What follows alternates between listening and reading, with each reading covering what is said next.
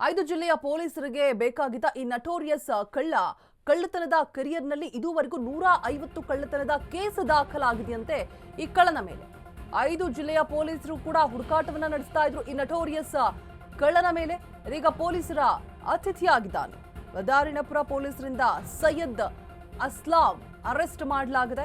ಬೆಂಗಳೂರು ಉತ್ತರ, ಶಿವಮೊಗ್ಗ, ಹಾವೇರಿ, ದಾವಣಗೆರೆ ಜಿಲ್ಲೆಗಳಲ್ಲಿ ಮನೆಗಳ್ಳತನವನ್ನ ಮಾಡ್ತಾ ಇದ್ದ ಈ ಅಸ್ಲಾಂ ಪಾಷಾ ಐಷಾರಾಮಿ ಮನೆಗಳನ್ನೇ ಈತ ಟಾರ್ಗೆಟ್ ಮಾಡ್ತಾ ಇದ್ದಂತೆ. ಐನಾತಿ ಖದೀಮಾ ಕಿಟಕಿ ತೆರೆದು ನಿದ್ರೆ ಮಾಡ್ತಾ ಇದ್ದಂತಹ ಸಂದರ್ಭದಲ್ಲಿ ಕುತ್ತಿಗೆಯ ಸರವನ್ನ ಕದ್ದು ಎಸ್ಕೇಪ್ ಆಗ್ತಾ ಇದ್ದಂತೆ.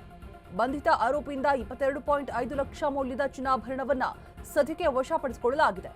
ಇನ್ನು ಈತ ಕದ್ದ ಹಣದಲ್ಲಿ ದೇವರಿಗೂ ಕೂಡ ಪಾಲನ ಕೊಡ್ತಾ ಇದ್ದ ಆರೋಪಿ ಅಸ್ಲಾಂ ನಟೋರಿಯಸ್ ಕಳ್ಳ ಇದೀಗ ಪೊಲೀಸರ ಅತಿಥಿಯಾಗಿದ್ದಾನೆ. ಅಸ್ಲಾಂ ಪಾಷಾ ನೋಡಿ, ಬೆಂಗಳೂರು ಹೊರವಲಯ ಹಾಗೆ ಶಿವಮೊಗ್ಗ ಎಲ್ಲಾ ಕಡೆ ಕೂಡ ಮನೆಗಳ್ಳತನವನ್ನ ಮಾಡ್ತಾ ಇದ್ದಂತೆ. ವದ್ಯಾರಣ್ಯಪುರ ಪೊಲೀಸರಿಂದ ಇದೀಗ ಸೈಯದ್ ಅಸ್ಲಾಂನನ್ನ ಅರೆಸ್ಟ್ ಮಾಡಲಾಗಿದೆ. ಆತ ಕದ್ದಂತಹ ಚಿನ್ನಾಭರಣಗಳನ್ನ ಸದ್ಯಕ್ಕೆ ಪೊಲೀಸರು ವಶಕ್ಕೆ ಪಡೆದುಕೊಂಡು ವಿಚಾರಣೆಯನ್ನು ನಡೆಸ್ತಾ ಇದ್ದಾರೆ. ಕಳೆದ 20 ವರ್ಷಗಳಿಂದ ಕೂಡ ಕಳ್ಳತನ ಮಾಡೋದೇ ಇವನ ಫುಲ್ ಟೈಮ್ ಕೆಲಸ ಆಗಿರುತ್ತೆ. ಕದ್ದ ಹಣದಲ್ಲಿ ದೇವರಿಗೂ ಕೂಡ ಈತ ಕೊಡ್ತಾ ಇರ್ತಾನಂತೆ, ಪಾಲ್ ಕೊಡ್ತಾ ಇರ್ತಾನೆ ಅಸ್ಲಾಂ ಅಂತ ಹೇಳ್ಬಿಟ್ಟು ಹೇಳಿದಾನೆ. ಸೊ 5 ಜಿಲ್ಲೆಯ ಪೊಲೀಸರು ಕೂಡ ಹುಡುಕಾಟವನ್ನ ನಡೆಸ್ತಾ ಇರ್ತಾರೆ. ಕದ್ದ ಹಣದಲ್ಲಿ ದೇವರಿಗೂ ಕೂಡ ಪಾಲ್ ಕೊಡ್ತಾ ಇದ್ದ ಆರೋಪಿ ಅಸ್ಲಾಂ ಪಾಷಾ 20 ವರ್ಷಗಳಿಂದ ಈತನದ್ದು ಇದೇ ಕೆಲಸ, ಫುಲ್ ಟೈಮ್ ಕೆಲಸ, ಕಳ್ಳತನನೇ ಫುಲ್ ಟೈಮ್ ಕೆಲಸ ಆಗಿ ಮಾಡ್ಕೊಂಡ್ಬಿಟ್ಟಿದ್ದ. ತಂದೆ ತಾಯಿಗೆ ಬಿಟ್ಟು 7 ಜನ ಮಕ್ಕಳಿರ್ತಾರೆ. 7 ಜನ ಮಕ್ಕಳ ಪೈಕಿ 3ರದ್ದು ಕಳ್ಳತನವೇ ಮಾಡೋದೇ ಅವರ ಕಸುಬಾಗಿರುತ್ತೆ. ಒಂದು ಪಾಲು ಅಜ್ಮೀರ್ ದರ್ಗಾಗೆ ಕಾಣಿಕೆಯಾಗಿ ಕೊಡ್ತಾ ಇದ್ನಂತೆ. ಪ್ರತಿ ಬಾರಿ ಕಳ್ಳತನ ಮಾಡಿದಾಗ ಅಜ್ಮೀರ್ ದರ್ಗಾಗೆ ಹೋಗ್ತಾ ಇದ್ದ. ಪ್ರಾರ್ಥನೆ ಮುಗಿಸಿ ಗೋವಾಗೆ ಹೋಗಿ ಮಜಾ ಮಾಡಿ ಬರೋದು, ಇದೇ ಇವನ ಕಸುಬು. 7 ಜನ ಮಕ್ಕಳಿರ್ತಾರೆ. 7 ಜನ ಮಕ್ಕಳಲ್ಲಿ 3 ಜನದ್ದು ಇದೇ ಕೆಲಸ ಆಗಿರುತ್ತೆ.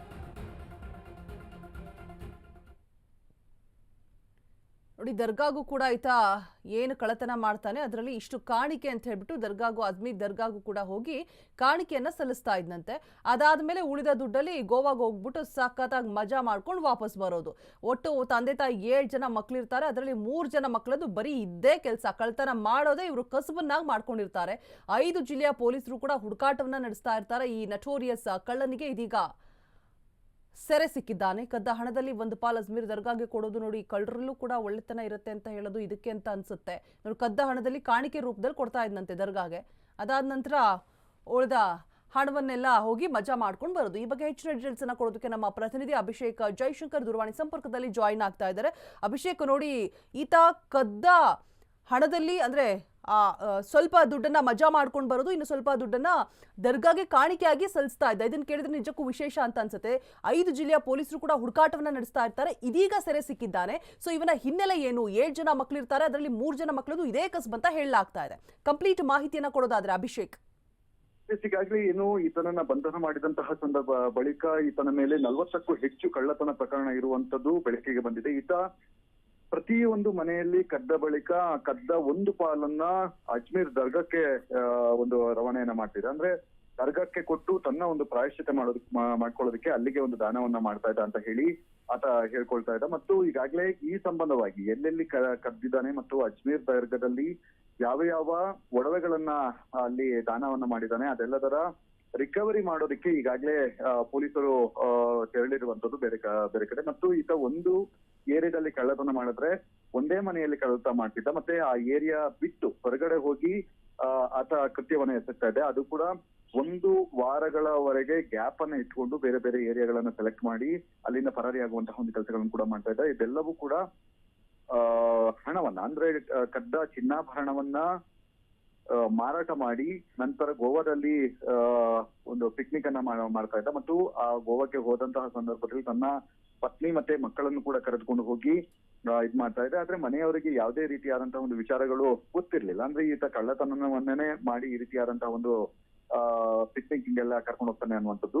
ಈತ ಯಾವುದೋ ಒಂದು ದೊಡ್ಡ ಬಿಸ್ನೆಸ್ ಮಾಡ್ತಾ ಇದ್ದಾನೆ, ಹೀಗಾಗಿ ನಾವು ಚೆನ್ನಾಗಿದ್ದೀವಿ ಅನ್ನುವಂತಹ ರೀತಿಯಲ್ಲಿ ಅವರು ನಂಬ್ಕೊಂಡಿದ್ರು. ಆದ್ರೆ ಕಳ್ಳನ ಬಂಧನ ಬಳಿಕ ಸಾಕಷ್ಟು ವಿಚಾರಗಳು ಹೊರಗಡೆ ಬಿದ್ದಿದೆ. ಮತ್ತೆ ಈಗ ಈತನಿಗೆ ಸಪೋರ್ಟ್ ಮಾಡ್ತಾ ಇದ್ದಾರೆ, ಅಂದ್ರೆ ಚಿನ್ನವನ್ನ ಖರೀದಿ ಮಾಡುವಂತಹ ವ್ಯಕ್ತಿಗಳಾಗಿರಬಹುದು, ರಿಸೀವರ್ಗಳೇನಿದ್ದಾರೆ ಅವರನ್ನ ಬಂಧನ ಮಾಡೋದಕ್ಕೆ ಈಗಾಗಲೇ ಪೊಲೀಸರು ಹುಡುಕಾಟವನ್ನು ನಡೆಸ್ತಾ ಇದ್ದಾರೆ.